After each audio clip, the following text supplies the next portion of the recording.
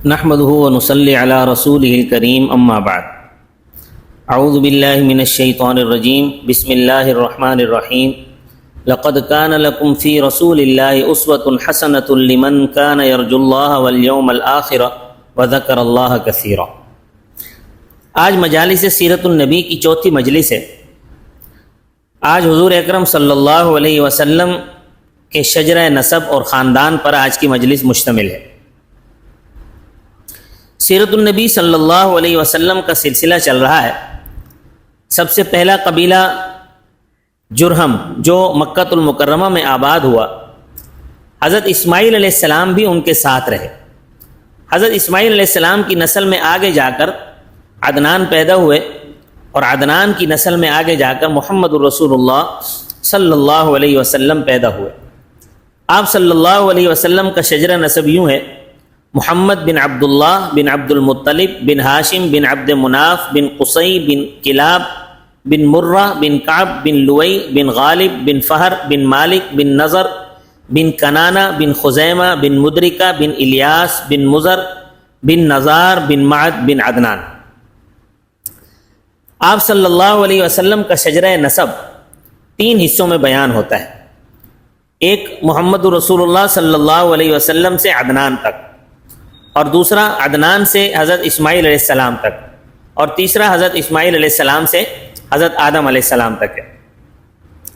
عدنان کی نسل میں آگے جا کر قصی کا نام آتا ہے۔ یہ عرب کے بہت بڑے سردار تھے، اور انہوں نے ہی قریش کو حرم کی پاسبانی دلوائی تھی۔ انہی کی اولاد میں آگے جا کر ایک نام آتا ہے ہاشم کا، جو کہ آپ صلی اللہ علیہ وسلم کے پردادا تھے، اور ہاشم کا جو بیٹا تھا اس کا نام عبد المطلب ہے، جو آپ صلی اللہ علیہ وسلم کے حقیقی دادا ہیں، اور ان کے بیٹے ہیں عبداللہ، اور عبداللہ کے بیٹے ہیں محمد الرسول اللہ صلی اللہ علیہ وسلم۔ چنانچہ جب ہم رسول اللہ صلی اللہ علیہ وسلم کے شجرہ نسب پر نظر ڈالتے ہیں تو ہمیں نظر آتا ہے کہ جسے خود رسول اللہ صلی اللہ علیہ وسلم نے فرمایا کہ اللہ تعالیٰ نے ساری مخلوق پر جب نظر ڈالی تو ان میں سے اللہ تعالیٰ نے ولد اسماعیل کو چنا، پھر ولد اسماعیل میں سے اللہ تعالیٰ نے کنانہ کو چن لیا، پھر کنانہ میں سے اللہ تعالیٰ نے میرے گھرانے یعنی عبد المطلب کے گھرانے کو چن لیا، پھر ان میں سے اللہ تعالیٰ نے محمد الرسول اللہ صلی اللہ علیہ وسلم کو چن لیا۔ یعنی اتنے سارے انتخابات۔ تو اس سے معلوم ہوا کہ اللہ تعالیٰ نے اپنے محبوب محمد الرسول اللہ صلی اللہ علیہ وسلم کو بھیجنے کے لیے کیسے کیسے انتظام کیے، حسب کے اعتبار سے، اعلیٰ نسب کے اعتبار سے، اعلیٰ مولد کے اعتبار سے، اعلیٰ محل ولادت کے اعتبار سے، اور اعلیٰ سرزمین کے اعتبار سے۔ حضور صلی اللہ علیہ وسلم کے پردادا ہاشم ہیں۔ ہاشم کا اصل نام عمر تھا۔ مکہ مکرمہ میں قحط آیا، ہوا یہ کہ ہاشم نے شوربے میں روٹیاں چورا کر کر کے اہل مکہ کو کھلائیں۔ ہاشم نے سخاوت کا مظاہرہ کیا، اس لیے ان کا نام عمر سے ہاشم مشہور ہو گیا۔ ہاشم ہی نے قریش میں سب سے پہلا دستور جاری کیا کہ سال میں 2 مرتبہ سفر تجارت کے لیے قافلہ روانہ ہوا کرے، موسم گرما میں شام کی طرف اور موسم سرما میں یمن کی طرف۔ اسی دستور کے مطابق ہر موسم میں قافلہ روانہ ہوتا تھا۔ اللہ تعالیٰ نے قرآن کریم میں قریش کو یہ انعام یاد دلایا ہے۔ فرمایا لإیلاف قریش ایلافہم رحلۃ الشتاء والصیف فلیعبدوا رب ھذا البیت الذی اطعمہم من جوع وآمنہم من خوف۔ قریش کے مانوس کرنے کے لیے، یعنی انہیں جاڑے اور گرمی کے سفر سے مانوس کرنے کے لیے، اس کے شکریے میں بس انہیں چاہیے کہ اسی گھر کے رب کی عبادت کرتے رہیں جس نے انہیں بھوک میں کھانا دیا، ڈر اور خوف میں امن و امان دیا۔ چونکہ قریش اللہ کی رحمت سے موسم سرما و گرما کے سفر کے عادی ہو گئے، تو اس لیے ان کو نعمت کے شکریے کے طور پر اس اللہ کی عبادت کرنی چاہیے جو اس گھر کا مالک ہے، اور اس نے ان کو بھوک سے کھانے کو دیا، خوف سے امن کو دیا۔ چنانچہ ایک بار ہاشم قافلہ تجارت کے ساتھ سفر پر روانہ ہوئے۔ راستے میں مدینۃ المنورہ میں ٹھہرے۔ وہاں انہوں نے سلمہ بنت عمر جو بنی نجار سے تھیں ان سے نکاح کیا۔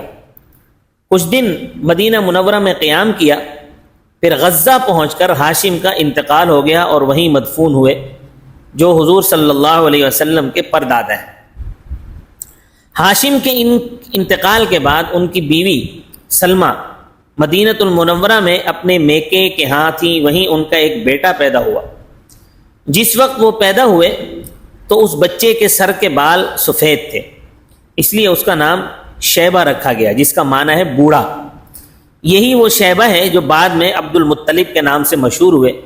یہ رسول اللہ صلی اللہ علیہ وسلم کے حقیقی دادا ہیں۔ اس درس سے ہمیں حاصل ہونے والے اسباب، پہلا سبق یہ ہے کہ سب سے پہلے جب ہم آپ صلی اللہ علیہ وسلم کے شجرہ نسب کو دیکھتے ہیں، آپ کے خاندان کو دیکھتے ہیں، تو آپ صلی اللہ علیہ وسلم حسب کے اعتبار سے اعلیٰ، نسب کے اعتبار سے اعلیٰ، مولد کے اعتبار سے اعلیٰ، محل ولادت کے اعتبار سے اعلیٰ، تو گویا معلوم ہوا کہ اللہ نے آپ صلی اللہ علیہ وسلم کو بہت ہی زبردست حسب و نسب عطا کیا۔ دوسرا سبق، آپ صلی اللہ علیہ وسلم کے پردادا کو ہی دیکھتے ہیں۔ نام سے صرف دیکھیں تو آج بھی بنو ہاشم مشہور ہیں۔ کیوں مشہور ہیں؟ کیونکہ انہوں نے سخاوت کی، تو ان کی سخاوت کی وجہ سے آج بھی ہاشم مشہور ہیں۔ اور رسول اللہ صلی اللہ علیہ وسلم نے فرمایا کہ سخاوت کرو، کیونکہ سخی اللہ کے قریب ہے اور جنت کے قریب ہے۔ لہٰذا ہماری ذات میں بھی سخاوت کا جذبہ ہونا چاہیے۔ ہماری ذات سے، ہمارے مال سے، ہمارے کہنے سے لوگوں کو نفع ملنا چاہیے۔ تیسرا سبق ہمیں یہ ملتا ہے کہ ہاشم نے قوم کے لیے کتنا بڑا کام کیا۔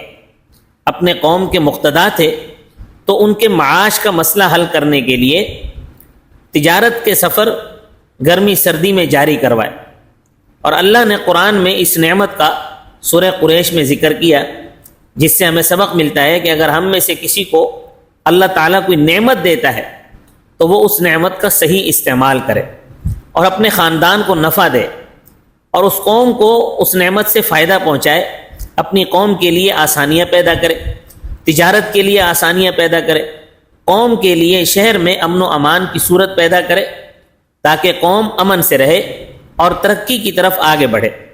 جناب رسول اللہ صلی اللہ علیہ وسلم نے حدیث مبارکہ میں اس کی وضاحت فرمائی ہے۔ فرمایا سید القومی فی السفر خادمہ، کہ قوم کا سردار قوم کا خادم ہوا کرتا ہے، وہ قوم کے مسئلے حل کرتا ہے، خاندان کا بڑا خاندان کے مسئلے حل کرتا ہے۔ تو ہماری ذات میں بھی یہ صفت ہونی چاہیے، اور جب ہم یہ کریں گے تو اللہ تعالیٰ نے قرآن کریم میں ذکر فرمایا ہے اما ما ينفع الناس فيمكث في الارض، جو لوگوں کو فائدہ دے وہ زمین میں ٹھہر جاتا ہے۔ جو لوگوں کی نفع رسانی کے لیے کام کرے گا اللہ اسے جما دیں گے، جو لوگوں کو نفع دے گا اللہ اس کو نفع دیں گے، کیونکہ اپنے نفع کے لیے تو ہر کوئی کوشش کرتا ہے۔ تو اصل بات یہ ہے کہ اپنے نفع کے ساتھ ساتھ دوسروں کو بھی نفع دینے والے ہوں، دوسرے کو بھی ترقی دینے والے ہوں، دوسروں کے لیے بھی آسانی پیدا کرنے والے ہوں۔ رسول اللہ صلی اللہ علیہ وسلم نے فرمایا خیر الناس انفعہم للناس، لوگوں میں سب سے بہترین وہ ہے جو لوگوں کو نفع پہنچائے۔ اللہ تعالی ہمیں دوسروں کو نفع پہنچانے کی توفیق عطا فرمائے، اور نبی کریم صلی اللہ علیہ وسلم کی سیرت کو اپنانے اور پھیلانے کی توفیق عطا فرمائے، آمین۔ وآخر دعوانا ان الحمد للہ رب العالمین۔